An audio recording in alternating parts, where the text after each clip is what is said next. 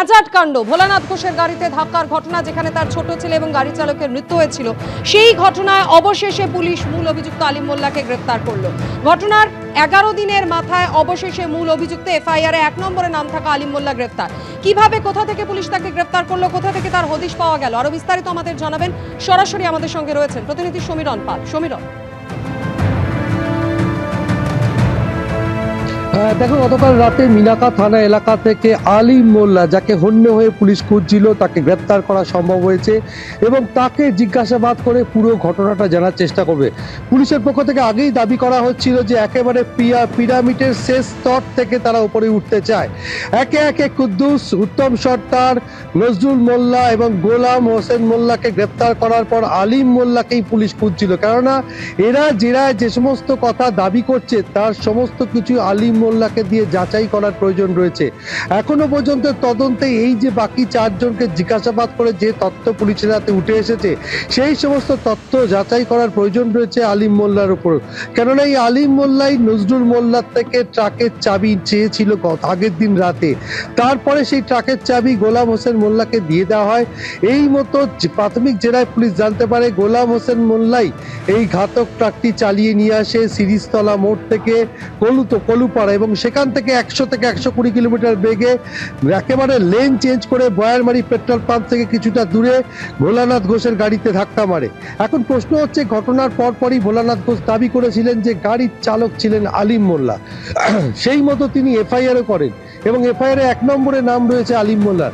কিন্তু প্রাথমিক জেরায় পুলিশ জানতে পারছে নজরুল মোল্লার থেকে আলিম মোল্লা চাবিটি নেয় এবং তারপরে সেই চাবিটি শিমুলাটির বাসিন্দা গোলাম হোসেন মোল্লা তার হাতে তুলে দেওয়া হয়। গোলাম হোসেন মোল্লা মল্লিকপাড়া মোড়ের গ্যারাজ থেকে রাত্রিবেলায় নিয়ে চলে যায় বাসন্তী হাইওয়েতে 9 কিলোমিটার দূরে সিরিজতলা, অর্থাৎ মালঞ্চর কাছে। সেখান থেকে গোটা রাত থাকার পর সকালবেলা রওনা দেয় এবং কুদ্দুস, যে ভোলানাথ ঘোষের গাড়িটি একেবারে অনুসরণ করে আসছিল মোটর বাইকে, কুদ্দুস নিয়মিত যোগাযোগ রাখছিল গোলাম হোসেন মোল্লার সঙ্গে। তারপরেই ট্রাকের গতি বাড়িয়ে একেবারে ভোলানাথ ঘোষের গাড়িতে সরাসরি ধাক্কা মারে।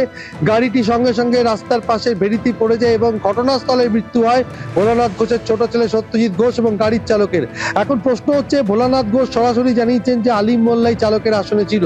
এখন পুলিশের পক্ষ থেকে যেটা সব থেকে বড় চ্যালেঞ্জ হচ্ছে, তাকে নিজেদের হেফাজতের চেয়ে আবেদন জানানো এবং গোটা ঘটনার পুনর্নির্মাণ করা। এই যে এত পারিপার্শ্বিক তথ্য প্রমাণ, অর্থাৎ সিসিটিভি ফুটেজ থেকে শুরু করে প্রত্যক্ষদর্শীর বয়ান, তুমি জানো যে একজন অটো চালকের বয়ান এই ঘটনায় খুব গুরুত্বপূর্ণ। ঘটনার পরপরই ঘটনাস্থলের কাছে অটো চালক এসে পৌঁছন এবং তিনি দেখেন যে বাইকে করে কুদ্দুস এবং গোলাম হোসেন মোল্লা তারা কলুপাড়ার দিকে চলে যাচ্ছে।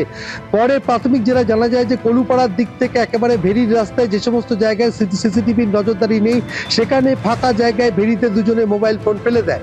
এই যে সমস্ত তথ্য এবং মোটা টাকার বরাদ দেওয়া হয়েছিল গোলাম হোসেন মোল্লাকে, লক্ষাধিক টাকা, এবং তার মধ্যে কয়েক হাজার টাকা অ্যাডভান্স করা হয়েছিল। এই সমস্ত কিছু যাচাই করার জন্য আলিম মোল্লাকে জেরা করার প্রয়োজন রয়েছে। আজকে বসিরহাট মহকুমা আদালতে তাকে পেশ করা হবে। নিজেদের হেফাজতে চেয়ে আবেদন জানাবে পুলিশ। ধন্যবাদ সমীরণ। হাতে আর 1 ঘন্টারও কম সময় বাকি। বেলডাঙ্গার খাগড়ুপাড়া মোড়ে সকাল 11টায় সভা করবেন হুমায়ুন কবির, আর সেখান থেকেই নতুন দলের ঘোষণা করবেন তিনি, যে দলের নাম ইতিমধ্যেই সামনে এসেছে। এই নতুন দল সম্পর্কে আর কি কি আপডেটস রয়েছে এবং সভাস্থলের চূড়ান্ত প্রস্তুতি বা কোন পর্যায়ে রয়েছে, আরো বিস্তারিত আমাদের জানাবেন। সরাসরি সঙ্গে রয়েছেন আমাদের প্রতিনিধি পার্থপ্রতিম ঘোষ। পার্থপ্রতিম,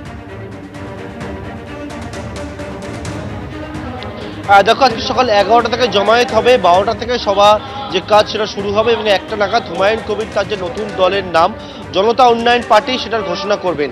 আমি এই মুহূর্তে যে ছবিটা, সেটা হচ্ছে একেবারে সভা মঞ্চের ছবিটা আমার সহকর্মী প্রবীর থেকে দেখাতে বলবো। দেখতে পাচ্ছ সেখানে লেখা রয়েছে জনসমাবেশ এবং সেখানে একটা এলইডি স্ক্রিন নিয়ে আসা হয়েছে। অর্থাৎ এই যে পার্টি লঞ্চ হবে আজকে হুমায়ুন কবিরের, সেই পার্টি লঞ্চিংয়ের যে প্রোগ্রাম সেটা কিন্তু দেখানো হবে। এর পাশে দেখতে পাচ্ছ সাদা কাপড় দিয়ে একটা ফ্লেক্স রাখা রয়েছে, সেখানে কিন্তু নতুন দলের যে নাম সেই নামটি একেবারে কাপড় দিয়ে ঢাকা অবস্থায় রয়েছে এবং একের পরে যে চেয়ার পাতা রয়েছে, এখানে 250 জনের বসার ব্যবস্থা করা হয়েছে, যাদের নিয়ে আজকে সমাবেশ হবে। হুমায়ুন কবির যে বিষয় জানিয়েছেন, একটা 75 জনের রাজ্য কমিটি গঠন করা হবে এবং সেই রাজ্য কমিটি বিভিন্ন জায়গা থেকে হবে। সেটা আলিপুরদুয়ার থেকে শুরু করে দক্ষিণ 24 পরগনার বিভিন্ন জায়গা থেকেই 75 জনের একটা রাজ্য কমিটি তৈরি করা হবে এবং এক্ষেত্রে বেলডাঙ্গা যে জায়গায় আমরা দাঁড়িয়ে রয়েছি, সেখানে কিন্তু প্রস্তুতি সবটা হয়ে গিয়েছে। যাচ্ছে 11টার পর যে জমায়েত সেটা শুরু হয়ে যাবে এবং 12টার পর যে সমাবেশের যে কাজ সেইটা হবে এবং তার পরবর্তীকালে হুমায়ুন কবির 1টা নাগাদ তার যে নতুন দলের যে নাম সেটা ঘোষণা করবেন বলে এখনো পর্যন্ত জানিয়েছেন। এবং ইতিমধ্যে দেখতে পাচ্ছ সেই প্রস্তুতি তৈরি হয়ে গেছে, সেই সবটা সারা অবস্থা রয়েছে।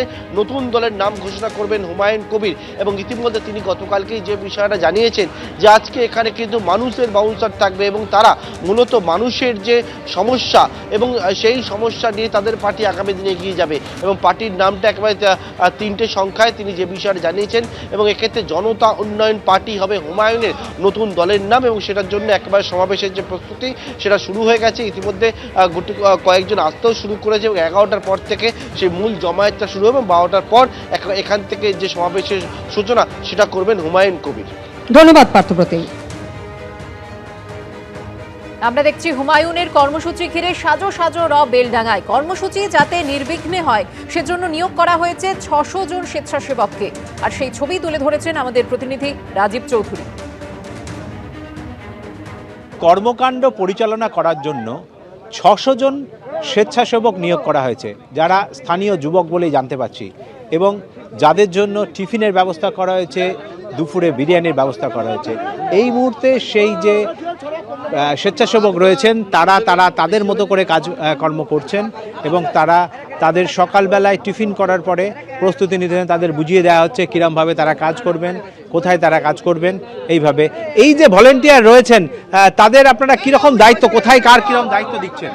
দায়িত্ব দিচ্ছি বলতে রাস্তায় যেন কোনো রকম জঞ্জাট না হয়, কেননা ওটা আমাদের ন্যাশনাল হাইওয়ে NH-12, সেহেতু ওখানে রাস্তা ক্লিয়ার করার জন্য আমাদের 100 স্বেচ্ছাসেবক ওখানে থাকবে।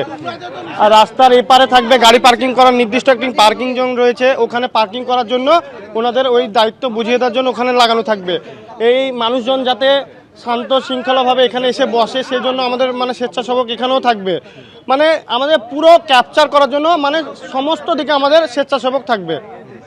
এই যে দুপুরের বিরিয়ানি, এটা কোনো স্পেশাল কাউকে দায়িত্ব দেওয়া হয়েছে এটা বানানোর জন্য, না স্থানীয়ভাবেই বানানো? স্থানীয়ভাবে আমরা নিজ দায়িত্বেই আমাদের যেসব স্বেচ্ছাসেবক আছে এদের মধ্যে আমাদের কোনো একজন বানাচ্ছে।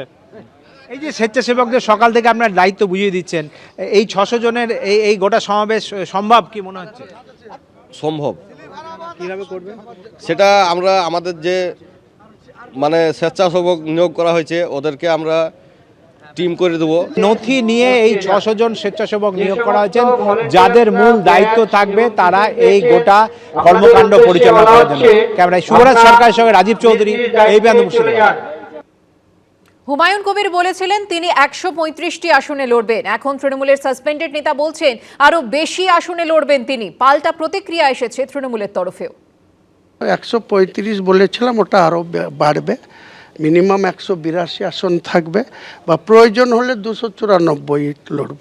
আপনারা 21-এর আগে ISF নিয়ে একই প্রশ্নগুলো করতেন, উত্তর নিশ্চয়ই পেয়ে গিয়েছেন যে ISF এর সঙ্গে যারা ছিল তারা কি পেয়েছিল আর ISF নিজে কটা আসন পেয়েছে। ফলে হুমায়ুন কবিরের সঙ্গে একটু মুখ লাগাতে চাই না। উনি 294টা আসনে প্রার্থী দিন, আর ছোটোখাটো জায়গায় দল ঘোষণা না করে ব্রিগেডে এসে দল ঘোষণা করুন। উনি চাইলেই বিজেপি এখন দিয়ে দেবে ব্রিগেড। এবিপি আনন্দ, এগিয়ে থাকে, এগিয়ে রাখে।